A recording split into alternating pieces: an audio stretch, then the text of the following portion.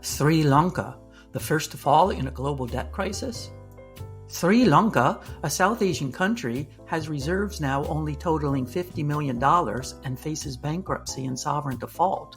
Unfortunately, industry experts fear this is the beginning of a global debt crisis ushered in by the pandemic, rampant food and fuel price inflation, and global increases in interest rates. To help Sri Lanka, an International Monetary Fund (IMF) delegation met with the country's officials to discuss a relief package that would include financial support and be predicated upon a hard-hitting set of economic reforms. Unfortunately, many low- and middle-income countries potentially face the same fate. Recently, the World Bank president shared deep concerns for developing countries shocked by the increasing cost of servicing debt and nearly unparalleled increases in the price of food, fertilizer, and energy, in part brought upon by Russia's invasion of Ukraine. Experts fear the plight of Sri Lanka ominously signals what is to come for others. The World Bank estimates that 60% of the lowest income countries now experience financial distress.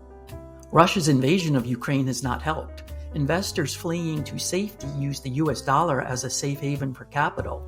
The US dollar appreciates and, at the same time, emerging market currencies depreciate. Compounding the problem is restrictive US monetary policy, increasing interest rates, and, subsequently, the cost of debt. The United Nations recently attempted to estimate the magnitude of the potential crisis. Researchers found 107 countries at risk due to at least one of the three following macroeconomic shocks: more restrictive financial conditions, the cost of feeding the nation, and energy price inflation.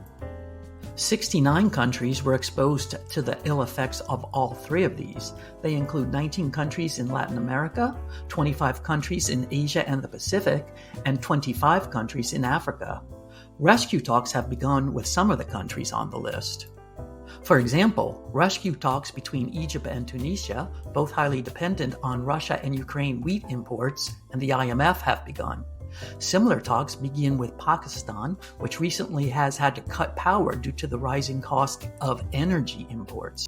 Additional countries on the watch list include Ghana, Kenya, South Africa, Ethiopia, El Salvador, and Peru.